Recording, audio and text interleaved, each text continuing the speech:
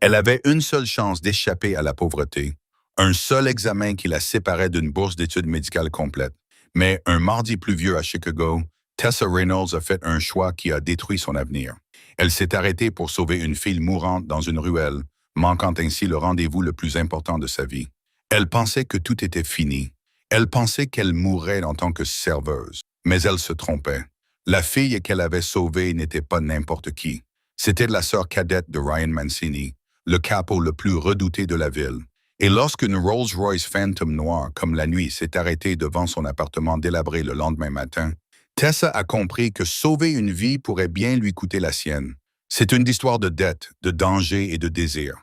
Et attachez vos ceintures. La pluie à Chicago ne tombait pas simplement, elle punissait. C'était une averse glaciale et implacable qui transformait la crasse du sud de la ville en un miroir noir et lisse. Tessa Reynolds a regardé sa montre Casio bon marché pour la 10e fois en 3 minutes. Il était 7h45. « Allez, allez », murmura-t-elle, son souffle se condensant dans l'air glacial de novembre. Elle ajusta la sangle de son sac à dos effiloché.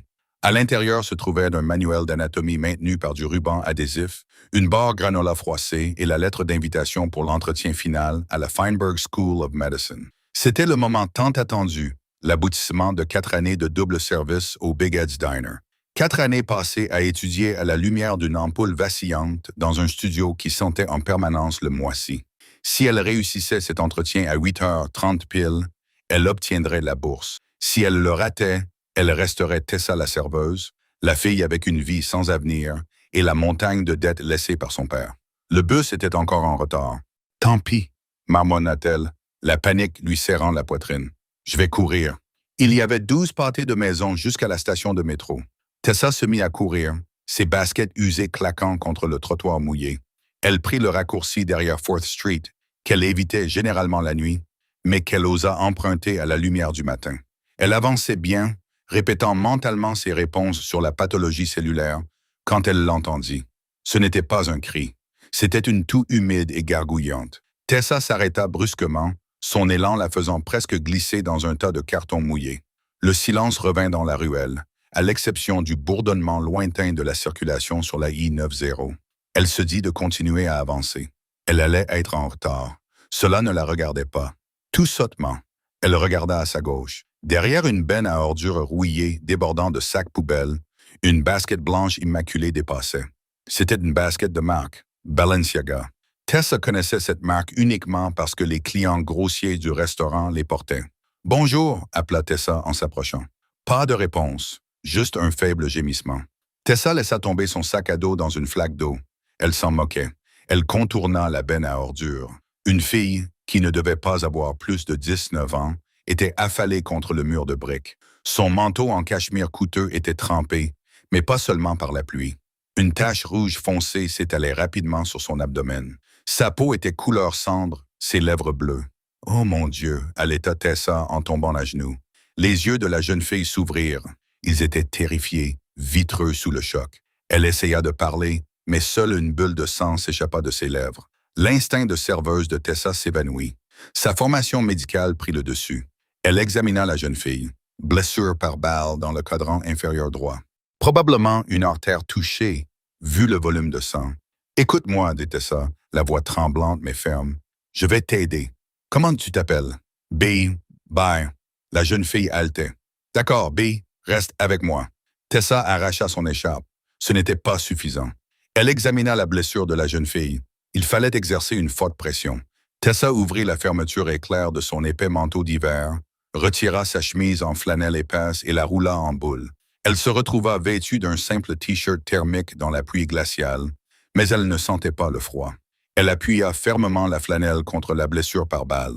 La jeune fille poussa un cri aigu et perçant. « Je sais que ça fait mal. Je suis désolée. » Tessa serra les dents, appuyant tout son poids sur la blessure.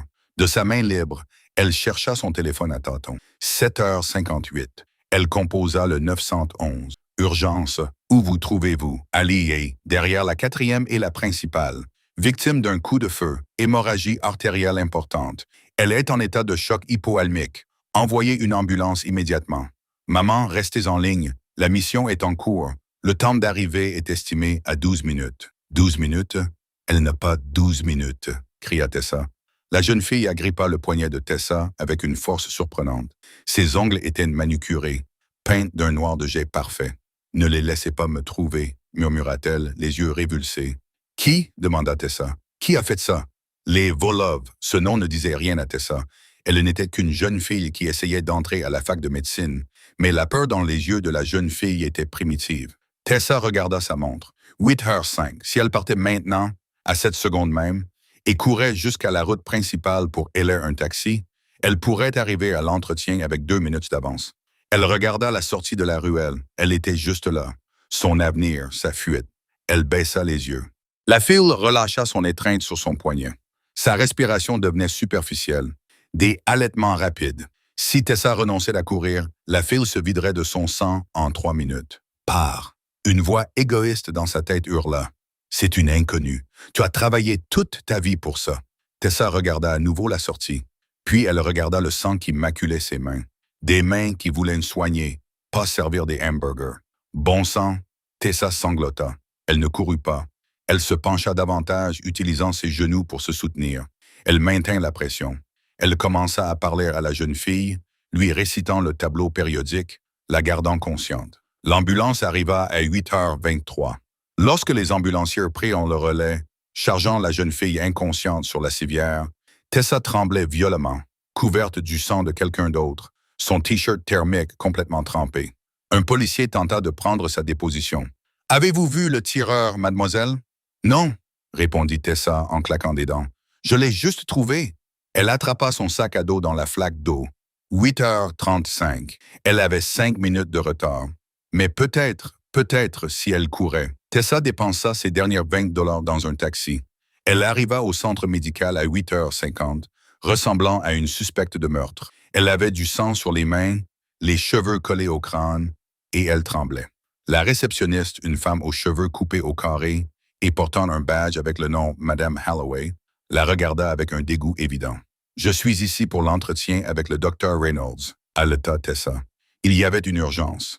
Madame Holloway ne leva même pas les yeux de son ordinateur. Les portes ont fermé à 8h30. « Mademoiselle Reynolds, le docteur Harris est déjà avec le candidat suivant. S'il vous plaît, » supplia Tessa en s'appuyant sur le bureau blanc immaculé, laissant une traînée rouge. « J'ai sauvé une fille. Elle était en train de mourir. Je devais m'arrêter. » Madame Holloway regarda la traînée de sang, puis prit une bouteille de désinfectant. « C'est une institution professionnelle, Mademoiselle Reynolds. Nous exigeons de la ponctualité. Si vous ne savez pas gérer votre temps, vous ne pouvez pas gérer un internat. Veuillez partir avant que j'appelle la sécurité. » Tessa resta là un long moment. L'adrénaline retomba. Le froid s'insinua dans ses os. Elle se retourna et sortit. Elle ne pleura pas. Elle était trop vide pour pleurer. Elle avait fait ce qu'il fallait et cela lui avait tout coûté. Le lendemain matin, Tessa ne se sentait pas comme une héroïne. Elle se sentait comme une statistique. Elle s'était réveillée avec de la fièvre, le corps indolori par le froid et le stress, mais elle ne pouvait pas se mettre en arrêt maladie. Elle devait prendre son service à 6h du matin au Big Ed's Diner. Elle est arrivée à 6h15. Big Ed, un homme dont les taches de graisse avaient elles-mêmes des taches de graisse, l'attendait près de la machine à café, les bras croisés sur son large torse. « Tu es en retard, Reynolds, » aboya-t-il. « Je sais, Ed, mon bus. Je me fiche de ton bus. Je me fiche de tes histoires tristes. » Ed cracha, essuyant le comptoir avec un chiffon. « Tu étais en retard hier aussi. Tu es parti tôt parce que tu te sentais malade. J'ai des clients qui attendent leur café. » « Je n'ai pas travaillé hier, Ed. Hier, j'avais mon entretien. Je l'ai demandé il y a 2 mois, » dit Tessa en nouant son tablier de ses mains tremblantes. « Eh bien, j'ai oublié. Et comme tu n'étais pas là, j'ai dû m'occuper du service moi-même. Tu n'es pas fiable, Tessa. Tu te crois supérieure à cet endroit avec tes livres et tes mots sophistiqués. Je fais mon travail, Ed. Je suis la meilleure serveuse que tu es. Plus maintenant. » Ed désigna la porte. « Sors. Tu es viré. » Tessa se figea. « Ed, s'il te plaît, je dois payer mon loyer vendredi. Je n'ai pas obtenu la bourse. C'est tout ce que j'ai. Ce n'est pas mon problème. Rende-moi le tablier. » Tessa retira le tablier, sa dignité s'effondrant. Elle sortit du restaurant dans la lumière grise du matin. Elle s'assit sur le trottoir, enfouissant son visage dans ses mains. Pas de bourse, pas de travail, pas d'argent. Elle se retrouvait sans domicile dans 3 jours. C'est alors que l'atmosphère dans la rue changea. D'habitude, ce quartier de Chicago sentait les gaz d'échappement et l'huile de friture. Il était bruyant, avec les klaxons des taxis et les cris des piétons, mais soudain, un silence s'est abattu sur la rue. Un bourdonnement grave et puissant a vibré à travers le trottoir sur lequel Tessa était assise. Ce n'était pas le bruit d'un camion, c'était le ronronnement d'un prédateur. Elle a levé les yeux. Une voiture qui coûtait plus cher que tout le quartier roulait lentement sur la rue pleine de nids de poules. Une Rolls-Royce Phantom, noir mat, aux vitres teintées si sombres qu'elles semblaient vides. L'esprit de l'extase sur le capot brillait dans la lumière terne. Elle semblait étrangère dans ce décor de magasin porno, délabré et de restaurant sale. Tessa m'a regardé tandis que l'énorme véhicule ralentissait et s'arrêtait juste devant elle. Les pneus ont crissé sur le gravier près duquel elle était assise. La portière du conducteur s'ouvrit. Un homme gigantesque en sortit.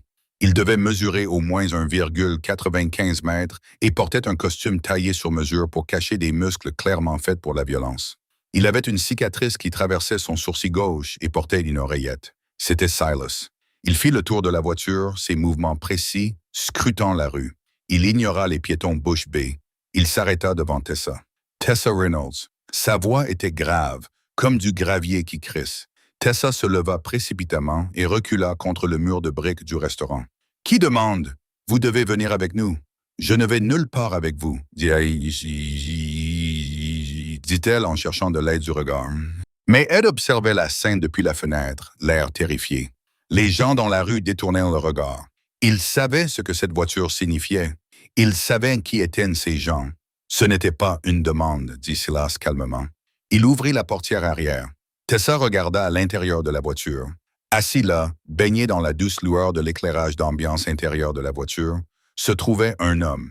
Il était d'une beauté terrifiante, avec une mâchoire anguleuse, une peau mate à l'italienne et des cheveux couleur nuit.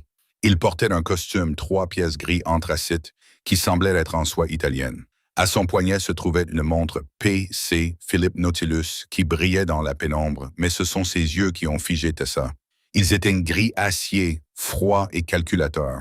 Il regardait un fichier sur un iPad. Il ne leva pas immédiatement les yeux. « Montez, mademoiselle Reynolds, » dit l'homme. Sa voix était plus douce que celle du chauffeur, mais elle dégageait une autorité qui lui fit fléchir les genoux. « Nous causons une scène. Je ne vous connais pas, » balbutia Tessa. L'homme leva enfin les yeux, son regard se posant sur le sien. Il n'y avait aucune gentillesse dans ce regard, mais une intense curiosité. « Vous avez sauvé une fille hier, » dit-il dans la ruelle derrière Forth. « Bianna, » haleta Tessa. « Est-ce qu'elle va bien? » L'homme ferma son iPad. « Elle est dans un état stable à Mount C, grâce aux tourniquets que vous lui avez appliqués. Le médecin a dit que vous lui aviez donné les 12 minutes dont elle avait besoin pour survivre. J'ai juste fait ce que n'importe qui aurait fait. »« Non, » dit l'homme en se penchant légèrement en avant. « N'importe qui d'autre aurait pris la fuite. Vous êtes resté. Et je sais ce que cela vous a coûté. » Il désigna le siège vide à côté de lui. Le cuir semblait plus moelleux que tous les lits dans lesquels elle avait dormi. « Je suis Ryan Mancini, » déclara-t-il. Tessa sentit son sang se glacer. Elle connaissait ce nom. Tout le monde à Chicago connaissait ce nom. La famille criminelle Mancini contrôlait les docks, les syndicats et la moitié de l'immobilier de la ville. Ils étaient intouchables. Ils étaient mortels. « Je n'ai rien vu, » dit rapidement Tessa en levant les mains. « Je n'ai pas vu qui lui a tiré dessus. Je ne sais rien. S'il vous plaît, laissez-moi partir. » Les lèvres de Ryan Mancini esquissèrent un sourire fantomatique. Ce n'était pas un sourire heureux.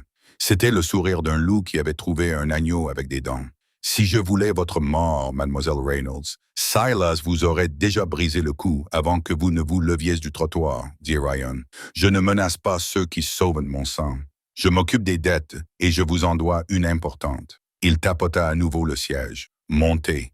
Nous avons des affaires à discuter, à moins que vous ne préfériez rester ici, sans emploi et sans domicile. » Tessa regarda le restaurant où elle venait d'être licenciée. Elle regarda le géant effrayant, Silas, qui tenait la porte. Elle regarda Ryan Mancini. Elle comprit qu'elle n'avait pas le choix. Tessa s'avança et se glissa dans la Rolls-Royce. La porte se referma dans un clic, isolant le bruit de la ville. Le silence à l'intérieur était absolu. La voiture sentait le cuir coûteux, le bois de santal et l'huile à fusil. « Conduis, Silas, » ordonna Ryan. Alors que la voiture démarrait, glissant sur les nids de poules, comme s'ils n'existaient pas, Ryan se tourna vers elle. Il regarda ses vêtements bon marché et usés, ses cheveux en bataille, ses yeux terrifiés. « Tu as raté ton entretien, dit-il. C'était une affirmation, pas une question. Oui, murmura Tessa. Et tu as été licencié aujourd'hui. Oui, tant mieux, dit Ryan en se versant un verre d'un liquide ambré provenant d'une carafe en cristal intégrée à la console. Tant mieux, rétorqua Tessa, une étincelle de colère traversant sa peur. Ma vie est ruinée. Ryan lui tendit le verre. Elle hésita, puis le prit. Ta vie d'avant est ruinée, Tessa, la corrigea Ryan. Il but une gorgée de son verre sans la quitter des yeux. Mais cette vie n'était pas à la hauteur de tes capacités. Tu as sauvé la sœur du capo dei Coupapi. Tu crois vraiment que je vais te laisser retourner servir du café?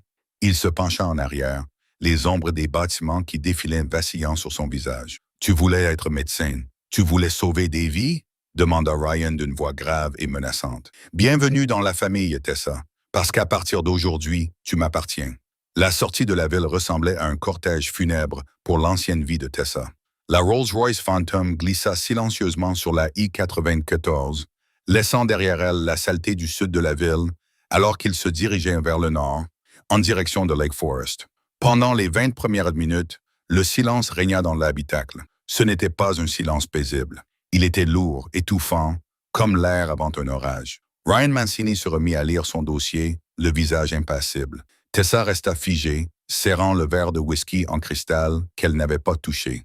Son esprit tournait à toute vitesse, repassant les dernières 24 heures. Serveuse, héroïne, rejetée, prisonnière. Elle en profita pour l'observer. De près, Ryan était encore plus intimidant. Une cicatrice blanche irrégulière et légère longeait sa mâchoire, disparaissant dans son col, comme une fissure dans une sculpture autrement parfaite.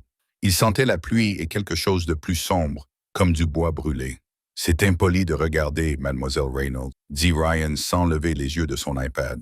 Tessa sursauta, renversant le liquide dans son verre. « Je ne l'étais pas. J'essaie juste de comprendre où vous m'emmenez. »« Au seul endroit de l'Illinois où les gens ne peuvent pas vous atteindre, » répondit-il en faisant glisser son doigt sur l'écran. « Vous êtes un témoin, Tessa. Les Vulov savent que quelqu'un a sauvé Bianca. Ils savent que quelqu'un les a vus. À présent, ils ont probablement un portrait robot de votre visage. Si je vous dépose à votre appartement, vous serez morte avant le coucher du soleil. » Tessa sentit le sang se retirer de son visage. « Donc, je suis sous protection. » Ryan se tourna enfin vers elle, refermant l'iPad d'un léger claquement.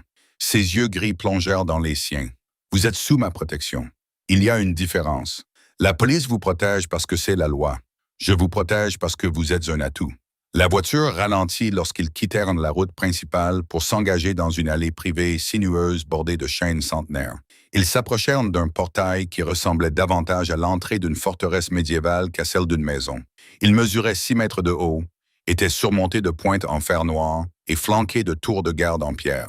Des hommes armés de fusils d'assaut en bandoulière patrouillaient le périmètre. Ils ne ressemblaient pas à des gardes de sécurité. Ils ressemblaient à des soldats. Alors que la Rolls-Royce s'approchait, les lourds portails s'ouvrirent dans un grincement. « Bienvenue au domaine Blackwood », murmura Ryan. La maison était un vaste manoir en pierre grise, recouvert de lierre qui grimpait sur ses murs comme des veines. Elle était magnifique, froide et imposante. Lorsque la voiture s'arrêta dans l'allée circulaire, Silas ouvrit la porte. « Laisse ton sac », ordonna Ryan en sortant. « Ça sent la graisse. »« Ils contiennent mes livres de cours », protesta Tessa en serrant son sac à dos usé. « C'est tout ce que j'ai. » Ryan marqua une pause. Il regarda la reliure de son livre d'anatomie, recouverte de rubans adhésifs. Pendant une seconde, quelque chose passa dans son regard. Du respect? De la pitié? Cela disparut trop vite pour qu'il puisse le dire. « Apportez-le alors, » dit-il d'un ton dédaigneux. Silas conduit-la dans la suite d'invités de l'aile est. Demande au personnel de brûler ses vêtements et de lui fournir des vêtements appropriés. Le dîner est à 20 heures. Ne sois pas en retard. Attends. Tessa sortit, le gravier crissant sous ses baskets. « Tu as dit que tu avais une proposition à me faire. Une dette. Qu'est-ce que je fais ici, Ryan? Suis-je prisonnière? » Ryan s'arrêta sur les marches du manoir. Il se retourna lentement, la dominant de toute sa hauteur. Le vent hivernal fouettait ses cheveux noirs, mais il ne frissonnait pas. « Bianca est sortie de l'hôpital il y a 1 heure, » révéla-t-il d'une voix grave. « Contre l'avis des médecins, elle refuse d'y rester. Elle ne fait confiance à personne. Elle est hystérique, fiévreuse, et elle réclame ta présence. » Tessa cligna des yeux. « Moi? » Elle dit. « Tu es la seule raison pour laquelle elle respire encore. Elle croit que tu es son ange gardien. » Ryan esquissa un léger sourire en entendant ce terme religieux. J'ai besoin d'un médecin privé. Quelqu'un qui la surveille 24 heures sur 24, 7 jours sur 7. Quelqu'un qui n'est pas à la solde de mes ennemis. Quelqu'un qui doit disparaître. Il descendit une marche, réduisant la distance entre eux jusqu'à ce que Tessa puisse sentir la chaleur qui se dégageait de son costume. Tu veux être médecin, Tessa? Voici ton internat. Tu gardes ma sœur en vie. Tu changes ses pansements. Tu surveilles ses signes vitaux. En échange, tu vis ici. Tu manges ma nourriture. Tu es sous ma protection. Et quand elle sera complètement rétablie, il fit une pause, son regard se posant sur ses lèvres, puis revenant sur ses yeux. Quand elle sera rétablie, je ferai un chèque à la faculté de médecine Feinberg. Je t'achèterai une place dans leur programme. Pas besoin d'entretien. Le cœur de Tessa battait à tout rompre. C'était un pacte avec le diable. C'était fou. C'était la seule chance qui lui restait. Et si je refuse, murmura-t-elle. Ryan lui tourna le dos et se dirigea vers les imposantes portes doubles en chaîne. Alors tu pourras redescendre cette allée, lança-t-il par-dessus son épaule. Et je te souhaite bonne chance avec les Vulov.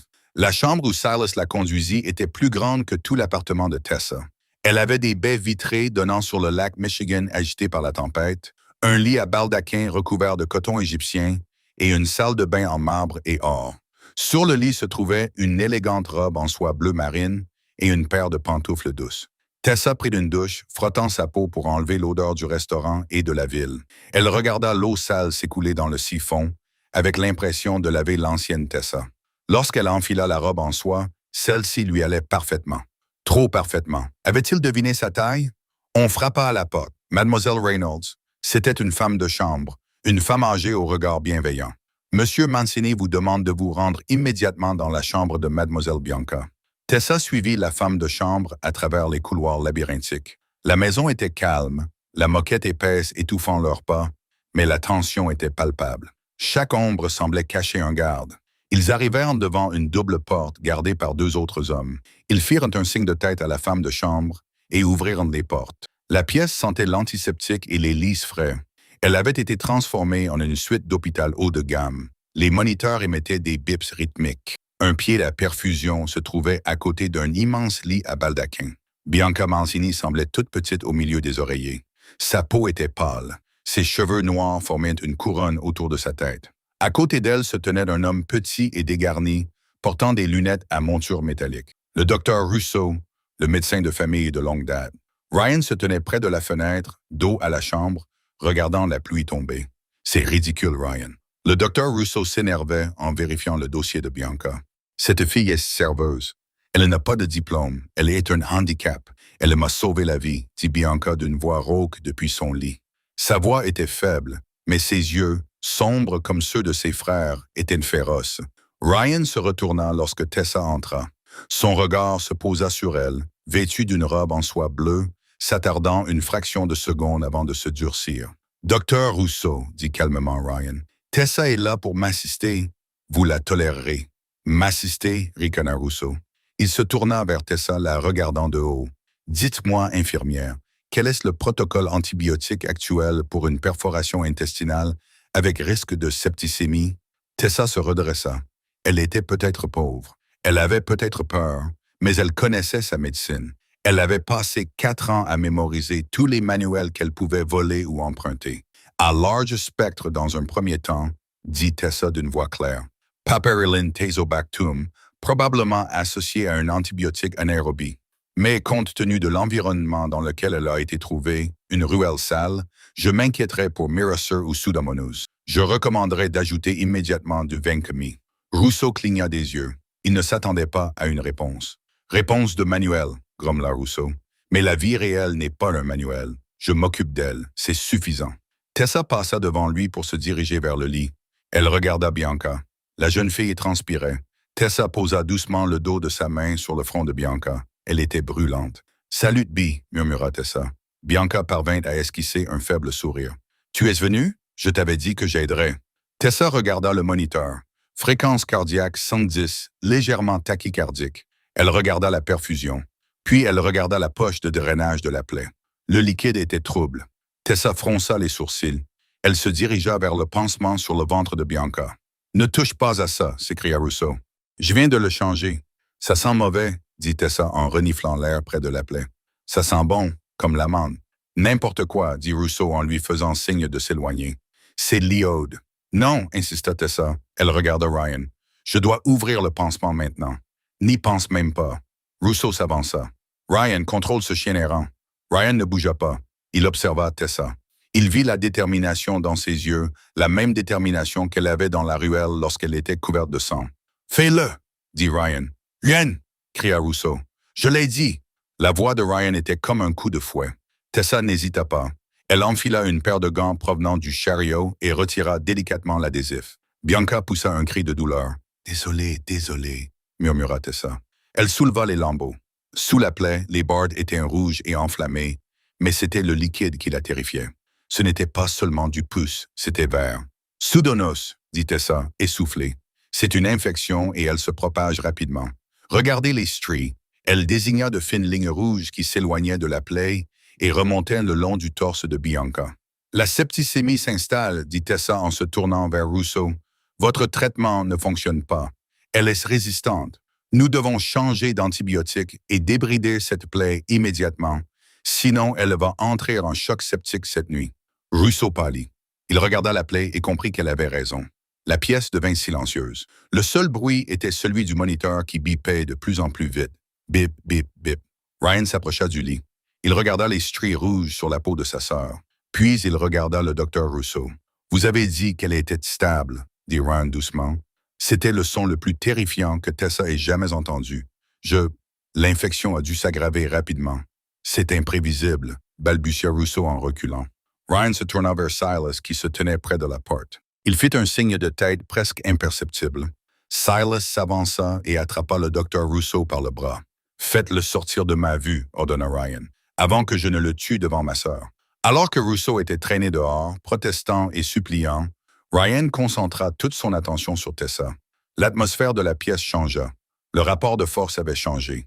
Il ne regardait plus une serveuse. « Pouvez-vous arranger ça ?» demanda Ryan. « Je ne suis pas chirurgienne, Ryan. Je suis étudiante. »« Vous êtes tout ce que j'ai pour l'instant, » dit-il en s'approchant, envahissant son espace. « Rousseau est incompétent. Il faudra 1 heure à un nouveau médecin pour arriver ici. »« Nous n'avons pas 1 heure, n'est-ce pas? » Tessa regarda les lignes rouges. « Non, nous n'avons pas 1 heure, Eileen. »« Alors faites-le. » Les mains de Tessa tremblaient. Ce n'était pas un manuel. C'était la sœur du chef de la mafia.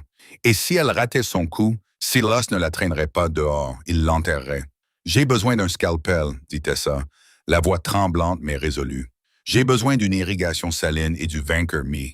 Et j'ai besoin que tu la maintiens. Ça va faire mal. » Ryan acquiesça. Il se déplaça de l'autre côté du lit et prit la main de Bianca. Il écarta les cheveux du front de sa sœur avec une tendresse qui fit mal à Tessa. « Ça va, Sorellina, » murmura-t-il en italien. « Je suis là. Tessa va t'aider. » Tessa prit le scalpel. Le métal était froid et lourd.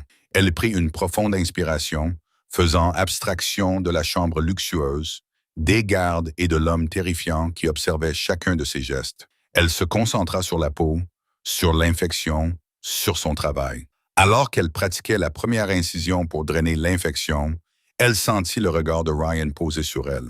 Pas sur sa sœur, sur elle. Il observait ses mains, fermes et sûres, malgré la peur. Pour la première fois, il ne la regardait pas comme un atout. Il la regardait comme si elle était la chose la plus dangereuse dans la pièce. Le silence qui suivit l'intervention était plus lourd que la tempête qui faisait rage dehors. Tessa laissa tomber le scalpel ensanglanté dans le bac métallique avec un bruit sourd. Elle retira ses gants en latex, les mains tremblant violemment maintenant que l'adrénaline s'estompait. Ses genoux étaient comme du coton. Elle avait réussi. Elle avait débridé la plaie, éliminé l'infection et refermé l'incision. Bianca dormait. Sa respiration était profonde et rythmée pour la première fois depuis des heures. Les stries rouges sur sa peau n'avaient pas disparu, mais la chaleur qui se dégageait de son corps avait diminué. Tessa s'adossa contre la lourde commode en chêne et glissa jusqu'à toucher le sol. Elle ramena ses genoux contre sa poitrine et enfouit son visage dans ses bras. Elle ne pleurait pas, elle était simplement vide. « Bois !» La voix venait d'en haut. Tessa leva les yeux. Ryan Mancini se tenait au-dessus d'elle. Il avait retiré sa veste de costume et retroussé ses manches, révélant des avant-bras musclés et couverts de légères cicatrices blanches, témoins d'une vie violente. Dans sa main, il tenait un verre en cristal rempli d'un liquide ambré. « Je ne bois pas, » dit Tessa d'une voix rauque, la gorge sèche. « Ce n'est pas pour le plaisir. » C'est pour le choc, dit Ryan. Il s'accroupit, en équilibre sans effort sur la pointe des pieds, afin que son visage soit à la hauteur du sien. Tu vas entrer en état de choc, Tessa. Bois. Il approcha le verre de ses lèvres. Ses doigts effleurèrent sa joue. Sa peau était rugueuse, cailleuse, contrastant fortement avec la soie de sa robe. Tessa prit une gorgée. Le whisky lui brûla la gorge, allumant un feu dans son estomac vide. Elle toussa, mais les frissons cessèrent. « Elle va vivre ?» demanda Ryan, les yeux rivés sur sa sœur endormie. « Si les antibiotiques font effet, » répondit Tessa en s'essuyant la bouche avec le dos de la main. « Elle a besoin de repos et elle ne doit plus fuir les hôpitaux. » Ryan poussa un soupir qu'il semblait retenir depuis des jours. Il s'assit par terre à côté d'elle, le redoutable Capo de Chicago, assis sur un tapis persan dans une chambre d'amis à côté d'une serveuse licenciée. « Tu as les mains sûres, » murmura-t-il en remuant les glaçons dans son verre, trop sûrs pour servir des hamburgers. « Je me suis entraîné, » répondit Tessa doucement, « sur des fruits, sur des pieds de porc achetés chez le boucher, sur tout ce que je pouvais me permettre. » « Pourquoi? » Ryan tourna la tête pour la regarder. L'intensité de son regard était suffocante. « Pourquoi te battre si fort pour une vie qui ne cesse de te rejeter? Tu as raté ton examen. Tu as perdu ton travail. Tu n'as plus rien. Pourtant, tu t'es battu pour Bianca comme si elle était ta propre fille. » Tessa regarda ses mains, rouges et gercées à force de frotter la vaisselle, mais capable de sauver une vie. « Mon père est mort il y a 3 ans, » avoua-t-elle, les mots jaillissant avant qu'elle ne puisse les retenir. Il avait un problème cardiaque. Traitable, mais nous n'avions pas d'assurance et la clinique gratuite était bondée. Quand le médecin l'a enfin examiné, il était trop tard. Il est mort sur une chaise dans la salle d'attente. Ryan, attendant que quelqu'un s'occupe de lui. Elle leva les yeux et croisa son regard grisacier. « Je me suis promis de ne jamais laisser quelqu'un mourir simplement parce que personne ne s'en souciait, même si cette personne est comme vous. » Ryan soutint son regard pendant un long moment. L'horloge accrochée au mur faisait tic-tac bruyamment. L'air entre eux était chargé d'une étrange électricité, pas tout à fait de l'attirance, mais d'une reconnaissance profonde et dangereuse. 2 personnes qui comprenaient ce que signifiait se battre pour survivre. « Je ne suis pas comme les gens que tu as rencontrés jusqu'à présent, » dit Ryan à voix basse, sa voix grondant dans sa poitrine. « Mais tu as raison, tu n'es pas serveuse. Plus maintenant. » Il se leva brusquement. Le moment de vulnérabilité se referma comme un piège d'acier. Il lui tendit la main. Tessa hésita puis plaça sa main dans la sienne. Sa poigne était ferme, la tirant vers le haut avec une force sans effort. Pendant une seconde, ils se tinrent trop près l'un de l'autre. Elle pouvait sentir l'odeur du whisky dans son haleine, voir l'éclat doré dans ses yeux gris. « Va dormir, » ordonna-t-il doucement. « Salas monte la garde devant ta porte. Personne n'entre dans cette aile sans ma permission. Tu es en sécurité. »« Vraiment? » défia Tessa, enhardie par le whisky. « Ou est-ce que je suis juste mise de côté pour plus tard? » Les yeux de Ryan s'assombrirent. Il se pencha vers elle, ses lèvres effleurant son oreille. « Si je voulais te faire du mal, Tessa, je ne t'aurais pas laissé toucher ma sœur avec un couteau. Tu es sous ma protection maintenant, et les Manini protègent les leurs. » Il se retourna et quitta la pièce, laissant Tessa seule dans la pénombre, le cœur battant plus fort qu'il ne l'avait jamais fait pendant l'opération. Une semaine passa. La vie au domaine Blackwood était un mélange surréaliste de luxe et de terreur. Tessa tomba dans une routine. Chaque matin, elle vérifiait les signes vitaux de Bianca, changeait ses pansements et lui administrait ses médicaments. Bianca se remettait remarquablement vite. Elle était jeune et têtue, une combinaison dangereuse. L'après-midi, Tessa était libre de se promener dans les zones autorisées du manoir. C'était une cage dorée. La nourriture était préparée par un chef étoilé au guide Michelin. Les draps étaient en soie. La bibliothèque, où Tessa passait le plus clair de son temps, s'élevait sur 2 étages et regorgeait d'éditions originales et de revues médicales qu'elle n'aurait jamais pu s'offrir. Mais chaque porte était gardée. Chaque fenêtre était blindée. Et chaque fois qu'elle demandait à se rendre en ville, Silas croisait simplement ses bras massifs et répondait « Monsieur Mancini dit non. » Elle n'avait pas revu Ryan depuis la nuit de l'opération. Il était comme un fantôme dans sa propre maison, partant avant l'aube et revenant après qu'elle se soit endormie. Elle savait seulement qu'il était à la maison grâce au ronronnement de la Rolls-Royce dans l'allée ou à l'odeur de bois de santal qui flottait dans les couloirs. Le mardi, exactement 1 semaine après son entretien manqué, Tessa était dans la bibliothèque en train de lire une revue sur la neurochirurgie. « Tu as l'air de t'ennuyer, » dit Bianca en se penchant lourdement sur sa canne, mais l'air beaucoup plus vivante. Elle portait un ensemble en cachemire qui coûtait probablement plus cher que les frais de scolarité de Tessa. Tu ne devrais pas marcher autant, la gronda Tessa en s'approchant instinctivement pour l'aider. Ça va, rester alité me rend folle, répondit Bianca en boitant jusqu'à un fauteuil en cuir. Elle s'y effondra avec un soupir. Alors, mon frère est-il déjà venu te terroriser? Tessa s'assit en face d'elle. Je ne l'ai pas vu. Bianca rit d'un rire sec et cynique. C'est tout, Ryan. Il collectionne les choses, s'assure qu'elles sont en sécurité, puis les ignore. Il pense que l'intimité est une faiblesse. Elle regarda Tessa d'un œil perçant, mais il a demandé de tes nouvelles tous les soirs. Tessa sentit une rougeur lui monter au cou.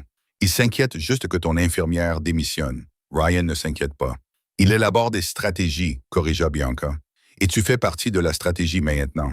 Tu sais, tu es la première femme à rester dans cette maison plus d'une nuit qui ne soit ni une domestique ni une parente. Avant que Tessa n'ait pu digérer cette information troublante, les lourdes portes doubles de la bibliothèque s'ouvrirent brusquement. Ce n'était pas Ryan, c'était Silas et il avait l'air furieux. Il était suivi de 2 autres gardes, les mains près des armes sous leur veste. « Mademoiselle Reynolds » aboya Silas. « Venez avec nous immédiatement. » Que s'est-il passé? Tessa se leva, laissant tomber son livre. « Est-ce l'infection? » « Ce n'est pas médical, dit Silas d'un ton sinistre. Le patron veut vous voir dans son bureau. » Bianca essaya de se lever. « Silas, que se passe-t-il? Restez ici, mademoiselle Bianca. » Protocole rouge. Le visage de Bianca pâlit. Protocole rouge. Cela signifiait une menace immédiate pour la famille. Tessa fut conduite à travers la maison. L'atmosphère avait changé. Le luxe tranquille avait disparu. Des hommes couraient dans les couloirs avec des oreillettes, vérifiant les fenêtres. Le domaine était en train d'être bouclé. Silas poussa les portes du bureau privé de Ryan.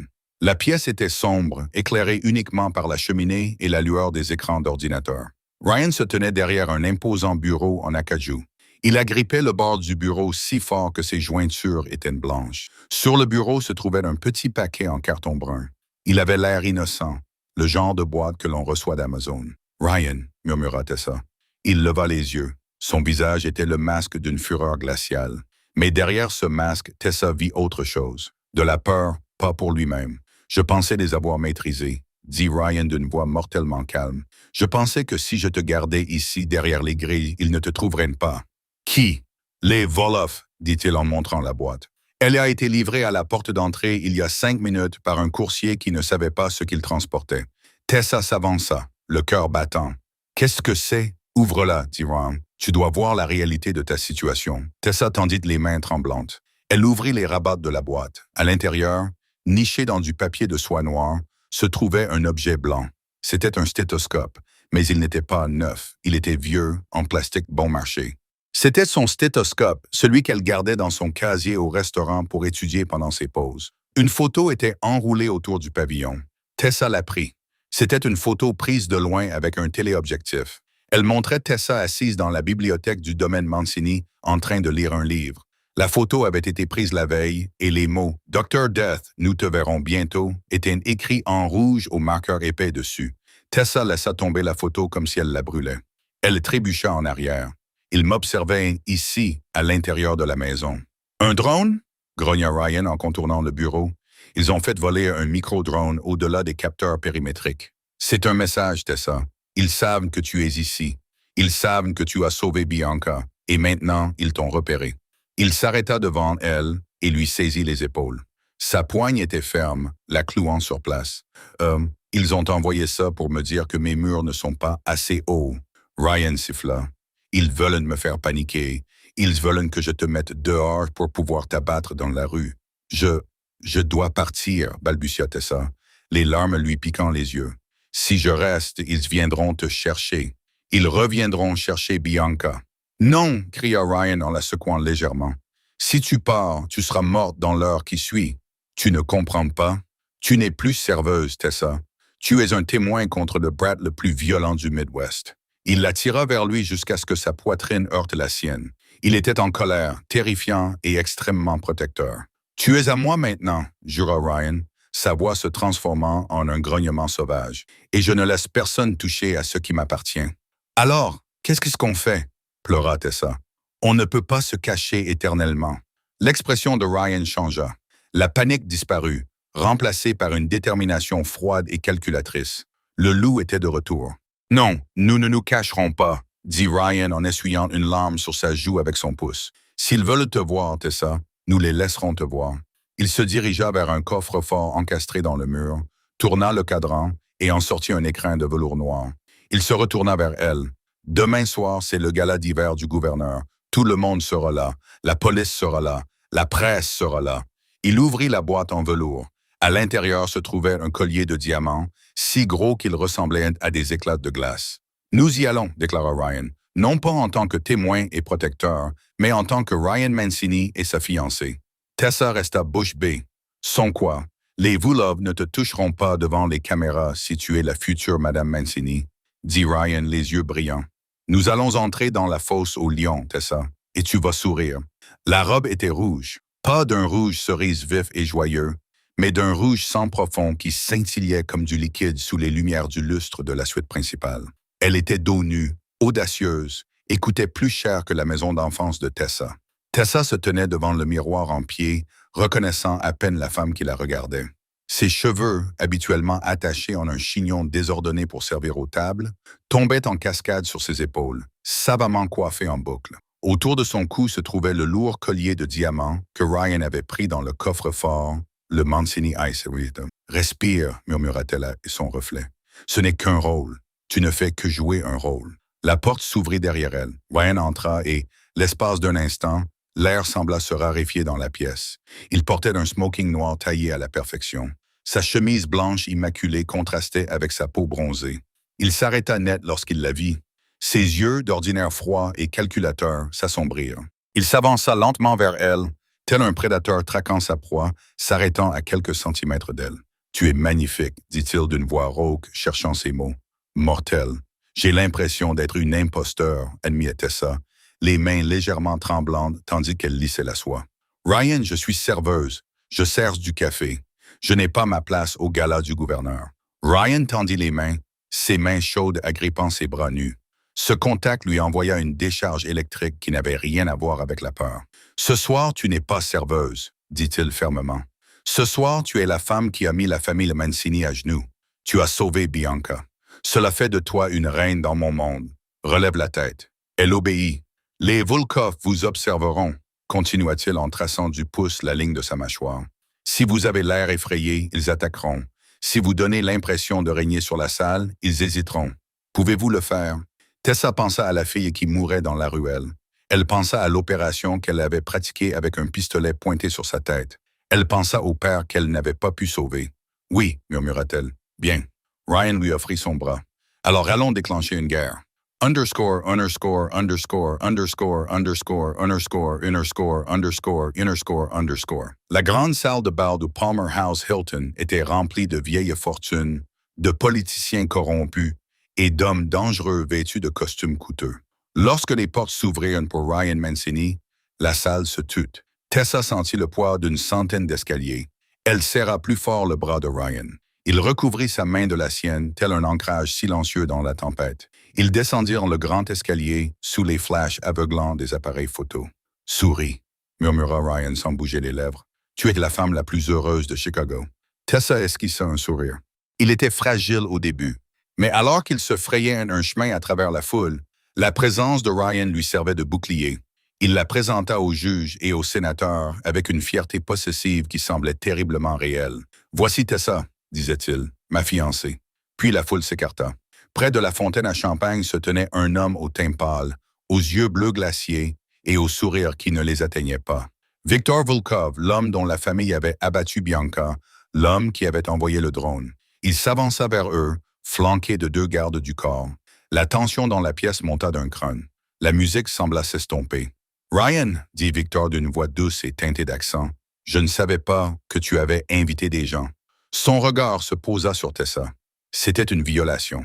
Il la regardait comme si elle était un morceau de viande qu'il avait l'intention de découper. « J'ai entendu dire que tu avais eu quelques problèmes avec ton personnel récemment. » Victor ricana. « Une serveuse disparue, peut-être? » Ryan ne broncha pas. Il fit un demi-pas en avant, se plaçant partiellement devant Tessa, bloquant la vue de Victor. « Je n'ai pas de problème de personnel, Victor. J'ai des problèmes familiaux, » dit Ryan, d'une voix claire afin que le sénateur à proximité puisse l'entendre. « Et ce n'est pas une serveuse. C'est ma future femme. » Victor éclata de rire. Un son froid et aigu, une romance fulgurante. « Comme c'est pratique. Est-elle au courant du taux de mortalité des femmes Mancini? Tessa sentit la peur monter en elle, l'étouffant. C'était le moment. Il la menaçait ouvertement. Elle se souvint des paroles de Ryan. Mortelle, Tessa sortit de derrière Ryan. Elle regarda Victor Voulov droit dans les yeux. « Je suis médecin, monsieur Voulov, mentit-elle. Ou peut-être se manifesta-t-elle. Sa voix était ferme, projetant l'autorité dont elle faisait preuve dans la salle de traumatologie. « Je sais tout des taux de mortalité. Je sais aussi que certaines personnes sont plus difficiles à tuer que d'autres, comme Bianca ou moi. » Le silence se propagea dans le cercle. Elle venait de défier ouvertement le chef de la mafia russe. Ryan la regarda, et pour la première fois, il n'y avait aucun calcul dans ses yeux, seulement une admiration brute et brûlante. Le sourire de Victor vacilla. Il regarda les diamants autour de son cou, puis la possessivité féroce qui émanait de Ryan. Il réalisa qu'il avait perdu cette manche. La toucher maintenant en public serait une déclaration de guerre qu'il ne pouvait pas se permettre. « Félicitations !» cracha Victor. Il se retourna et s'éloigna, suivi de ses gardes du corps. Tessa expira sans s'en rendre compte. « Tu es magnifique !» lui murmura Ryan à l'oreille. Avant qu'elle n'ait le temps de répondre, un homme âgé aux cheveux blancs s'approcha. Il portait à la boutonnière un insigne que Tessa reconnut immédiatement. C'était l'emblème de la faculté de médecine Feinberg. Il s'agissait du doyen Archer, l'homme qui aurait examiné sa candidature si elle n'avait pas manqué l'entretien. « Monsieur Mancini ?» dit le doyen Archer en serrant la main de Ryan. « Et voici sans doute la jeune femme dont vous m'avez parlé. » Tessa se figea. « Doyen Archer, je suis Tessa Reynolds. » Le doyen lui adressa un sourire chaleureux. Ryan a été très persuasif. Il a fait un don très généreux à la nouvelle aile chirurgicale ce matin, à condition que nous réexaminions un certain entretien manqué. Tessa leva les yeux vers Ryan, stupéfaite. « Il m'a montré vos relevés de notes, » poursuivit le doyen. « Et il m'a parlé de l'intervention d'urgence que vous avez pratiquée la semaine dernière. Impressionnant n'est pas le mot, mademoiselle Reynolds. Nous avons besoin d'instinct comme le vôtre. »« Vous voulez dire, » balbutia Tessa. « Votre lettre d'acceptation est dans le courrier. Nous vous verrons au semestre d'automne. » Le doyen hocha la tête et se dirigea vers le buffet. Tessa resta là, les brides du gala s'estompant dans un bourdonnement. Elle regarda Ryan. Il ne regardait plus la foule. Il la regardait. « Tu m'as acheté une aile à la faculté de médecine ?» demanda-t-elle, les larmes aux yeux. « Je t'ai acheté un avenir, » corrigea Ryan. « Tu as sauvé ma sœur. Une bourse d'études est le moins que je puisse faire. »« Mais les fiançailles, » murmura Tessa. « C'est faux. Que se passera-t-il quand les gens cesseront de nous surveiller? Que se passera-t-il quand j'irai à l'école? » Ryan s'approcha, ignorant les centaines de personnes qui les observaient. Il passa un bras autour de sa taille et l'attira contre lui. La chaleur de son corps traversait la robe en soie. « Les Vulov ne cesseront jamais de nous surveiller, Tessa. Et je ne commence jamais quelque chose que je n'ai pas l'intention de finir. » Il se pencha, ses lèvres à quelques centimètres des siennes. « Les fiançailles étaient une stratégie, » murmura-t-il d'une voix grave et dangereuse. « Mais ça, la façon dont tu as tenu tête à Victor, la façon dont tu me regardes, ce n'est pas une stratégie. »« Qu'est-ce que c'est? » souffla-t-elle. « C'est une condamnation à perpétuité, » grogna doucement Ryan. « Tu voulais sauver une vie, Tessa. Tu as sauvé la mienne. J'étais mort avant que tu ne montes dans cette voiture. Maintenant, je t'appartiens. » Il n'attendit pas de réponse. Il l'embrassa. Ce n'était pas pour les caméras. C'était une revendication, féroce, passionnée et terriblement réelle. Et tandis que les flashs éclataient autour d'eux comme des feux d'artifice, Tessa Reynolds, la serveuse qui avait raté son bus, ferma les yeux et embrassa le roi de la mafia en retour. Elle avait raté son entretien. Elle avait perdu son emploi. Mais alors que la Rolls-Royce les attendait dehors pour les ramener chez eux, elle réalisa qu'elle avait gagné la seule chose qui comptait. Elle avait survécu à la pluie. Désormais, elle régnerait sur la tempête. Le parcours de Tessa prouve que parfois, le pire moment de votre vie est en fait le début de votre destin. Elle pensait que rater cet examen était la fin du monde, mais c'était en fait la porte vers une vie qu'elle n'aurait jamais pu imaginer. C'est une histoire sur le prix de la gentillesse. Dans un monde cruel, Tessa s'est arrêtée pour aider une inconnue, et l'univers l'a récompensée, non pas par la chance, mais par un défi qui l'a transformée de victime en reine. Cela nous rappelle que ce ne sont pas les occasions manquées qui nous définissent, mais le caractère dont nous faisons preuve lorsque tout s'écroule. Quelle aventure! D'une ruelle pluvieuse au bras d'un parrain de la mafia. Je voudrais savoir si, à la place de Tessa, vous seriez-vous arrêté pour aider la fille dans la ruelle, même si cela signifiait perdre l'emploi de vos rêves? Ou auriez-vous continué à courir? Faites-le moi savoir dans les commentaires ci-dessous. J'ai vraiment envie de lire vos réponses. Si vous avez aimé cette histoire, n'hésitez pas à cliquer sur le bouton j'aime. Cela aide beaucoup la chaîne. Et n'oubliez pas de vous abonner et d'activer la cloche pour ne pas manquer la suite de nos sagas romantiques sombres. Merci d'avoir regardé et à bientôt dans la prochaine vidéo.